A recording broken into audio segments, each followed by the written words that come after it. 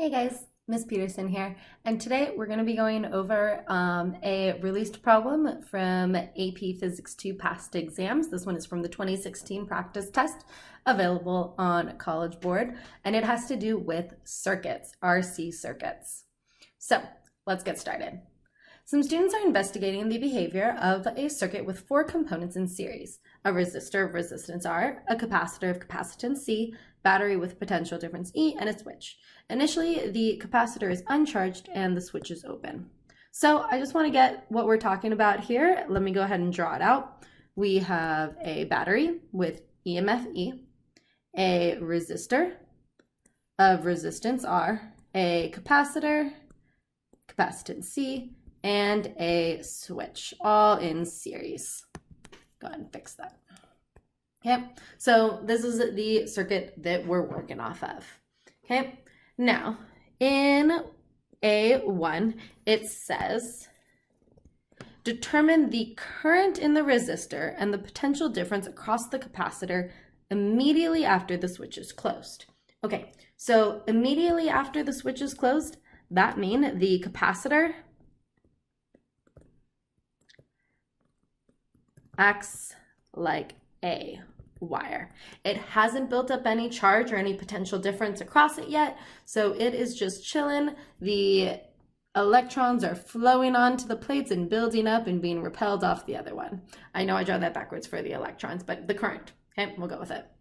Positive charge is building up on this plate, negative charge is building up on that plate. So it is acting like a wire, and it asks for the current in the resistor.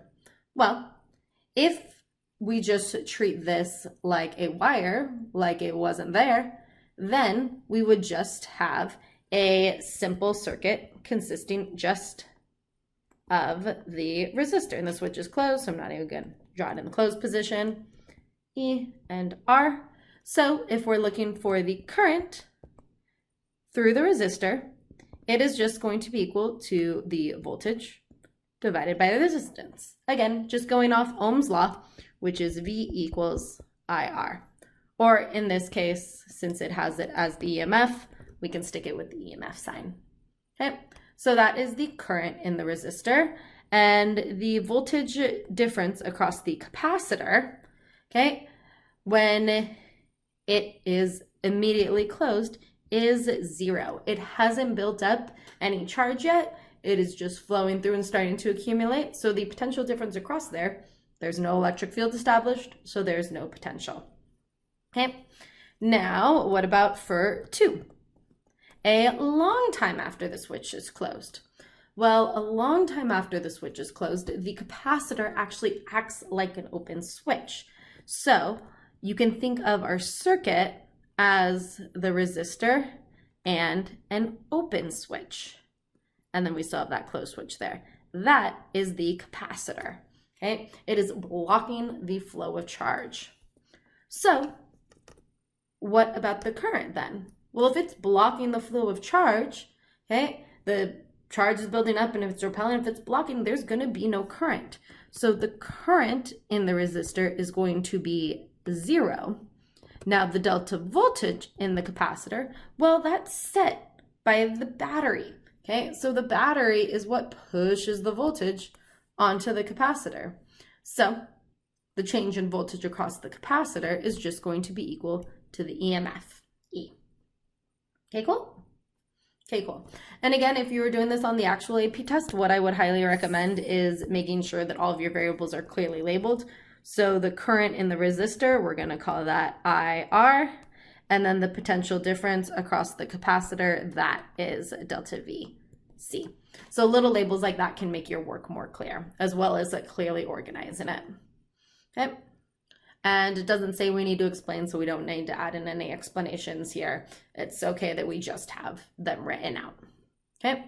So now the switch is opened, the capacitor is discharged, and a second identical capacitor is added to the circuit in series with the other components. Okay, so let's go ahead and do this. So we have boom, we have our new circuit with 2 capacitors in it.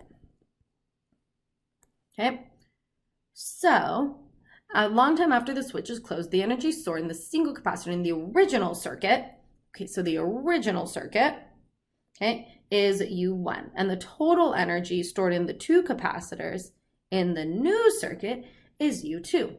Calculate the ratio of U1 to U2. Okay, let's get this going. So we have our new capacitor here, and this has some potential energy stored on it, U2. And then we had in our original circuit drawn up here, that is U1, and we're looking for the ratios in their energy. So first off, let's just think about this conceptually. So we have two circuits. This one has two capacitors in it. This one only has one, but they're farther spread apart. And you might remember that when you have capacitors in series, it actually lowers the equivalent resistance, makes it a lot harder to build up that energy, because as the positive charge builds up on this plate and the negative here, and then that builds up the positive here and the negative here, okay, this just isn't quite as effective as having one capacitor. So my guess is that U2's energy is actually going to be lower. So I expect this to be greater than 1. Okay, but let's go ahead and do some physicsing and figure that out. Okay, so number 1, we need to find which equation to use. We only have one equation with the potential energies. It is the energy stored in a capacitor is equal to 1/2 Q times delta V, which is equal to 1/2 times C times delta V squared. That's the equation as it's written on your equation sheet. Now, if you're thinking about which of these equations to use, pick the one where you have the most information on it. Okay, we could talk about the charge. You do know that the charge is the same on both of these, so we do know some information about the charge. We also know the capacitors, they have the same capacitance, and we know that voltage is changing. Where the voltage does affect the charge, okay, it affects it by the equation delta V equals Q over C. So it might be easier to just use this form of the equation because the capacitance is a property of the capacitors. So I think that's going to be a little easier. So the equation that we're going to work off of is UC equals 1/2 C times delta V squared. Okay, so let's go ahead and call that one, we're going to call that resistor 1. Okay, the energy stored in 1. There's only one capacitor. Okay, and then delta V is the EMF, so I'm going to write it in with that EMF. Okay, squared. We already said it has an EMF equal to that battery. We know its capacitance is C. We are good to go. Now for U2, okay, there are two capacitors storing energy. So a couple different ways we can do this. We can just take it. The energy that each of them stores, how is that going to behave? Well, we know the potential difference in energy is going to be the same across the two of them. So that's going to be split in half, okay? And if this one stores some energy and this one stores some energy, we just add up those energies. So since they're identical capacitors, I'm just going to times it by 2. So 2 times 1/2 of C. Each of them have some capacitance. C, they're identical. So we're just going to go with C. Now we have to think about the voltage here. Now, these are in series. What does the voltage do in series?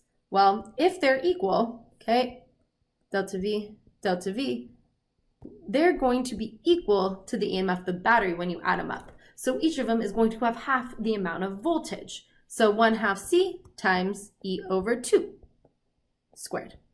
Okay. Now that one, I definitely need to simplify that problem. So let me go ahead. The 2 and the 1/2 can cancel each other out. And then we have, it's all multiplied. So if you're just multiplying it, it's fine to do that. So then we have C times E over 4. okay? Oh, C times E squared over 4, okay? So we have U1, I'm going to go and write it in the same form. So C times E squared over 2. Now, it wants us to have the ratio of U2 to U1. I'm going to go ahead and switch colors for that just to keep it a little bit easier to see here because I'm getting kind of messy. Okay. So for U1 over U2, we're going to have C times E squared over 2 divided by C times E squared over 4. So notice the capacitance times the voltage squared, that cancels out.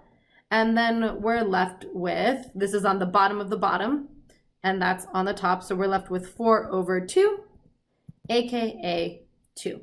So the ratio of the energies is 2.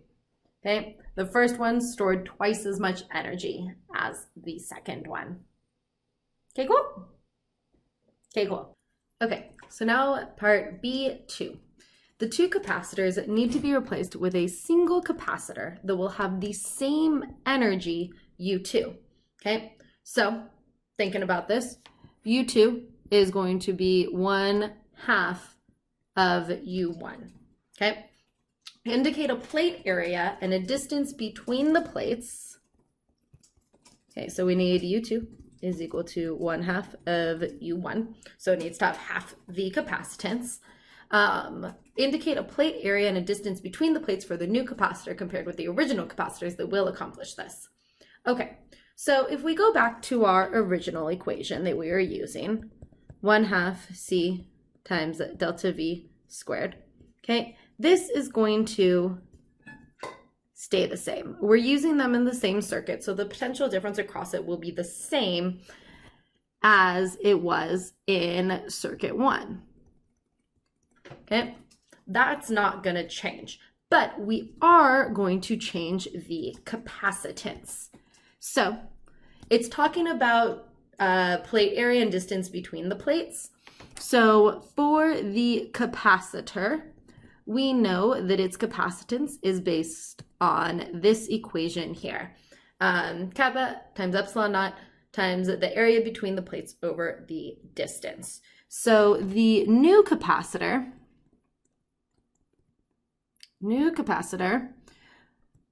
should have half the capacitance of the original. Okay, if we put in the half here, we're going to get half the energy. 1/2 capacitance will lead to 1/2 the energy, which is what we want. So there are two different ways you can accomplish this. You could have the same, come on, there we go. You can have the same plate area, but double the distance.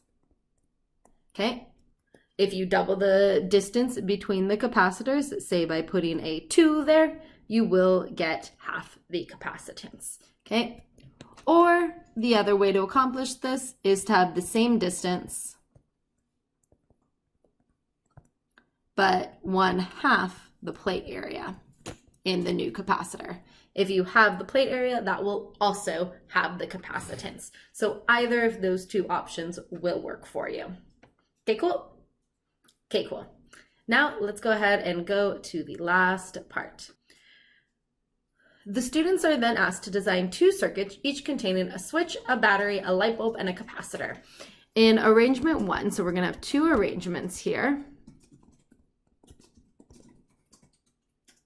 Arrangement 1 and arrangement 2. In arrangement 1, the bulb should light up gradually after the switch is closed. And in circuit 2, the bulb should be brightest and then get dimmer. Okay, so the bulb should go bright to dim to out. Okay, so we need to draw those circuit diagrams. Okay, odds are this is just going to be a simple series or parallel circuit. So let's go ahead and reason out if we connect all these elements in series, what would happen? So if we connect them, we have the battery, a switch, a light bulb, go ahead and draw it like that, and a capacitor. Now, what's going to happen when we close this switch? Well, as soon as we close it, the capacitor is going to act like a wire, so the bright bulb is going to go up, and then it's going to dim because as the capacitor builds up, the potential difference across the capacitor builds up due to that charge of the battery pushing those charges on there. It's going to decrease the current in the circuit, which is going to decrease the power of the bulb. So this circuit will actually be arrangement 2. Okay, so if we hook up all of them in series, we get arrangement 2. Okay, and then we need to justify this. So with all components in series, as the when the switch is first closed, the capacitor will act. Move this over here, will act as a wire, okay? Without any voltage, without any buildup of charge, it will have no potential difference across it. Thus, all of the voltage will be on the light bulb. Okay, it will be bright. Okay, as the capacitor charges, the potential difference, stick with that, the potential difference builds up across the capacitor, and the current in the circuit decreases.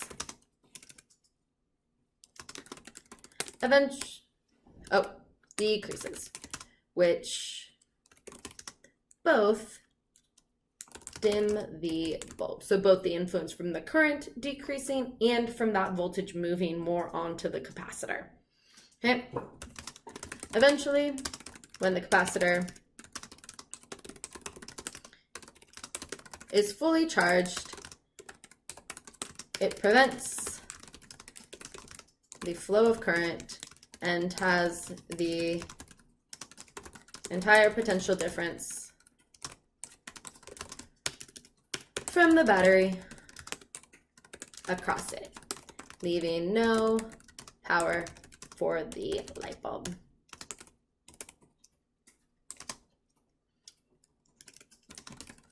Therefore, it will go out. Okay, so I got my circuit diagram and I have my explanation, my paragraph length explanation going into all of the concepts. Okay, and it talks about the potentials. I have that conservation of energy and the conservation of charge. We're good to go. Okay, now for them building up gradually. So let's go ahead and sketch out it with these elements in parallel. So I'll put the switch in series because that's normally where I put them by the bulb. Okay, and then the bulb and the capacitor in parallel. Now, will this work? Yes. Okay, when you close the switch, what's going to happen is initially this is going to act like a wire. So the current is going to flow through that and short circuit the light bulb. But as it resists that current and buildup of charge here, it's going to force some current to flow through the light bulb. Until it's fully charged, no current will be flowing in this branch and all of it will be in the light bulb. Okay. In typing that out, when the switch is first closed, no charge has built up on the capacitor. So that branch has very low resistance. Thus, current will flow onto the capacitor and not the bulb. As the charge builds on the capacitor, it prevents the flow of charge and allows current to flow through the resistor, or sorry, through the light bulb. As the resistance builds due to the capacitor, more and more current flows through the bulb until the capacitor is fully charged and no current flows in that branch. Okay, thus the bulb is at its brightest. Okay. Okay, cool. That's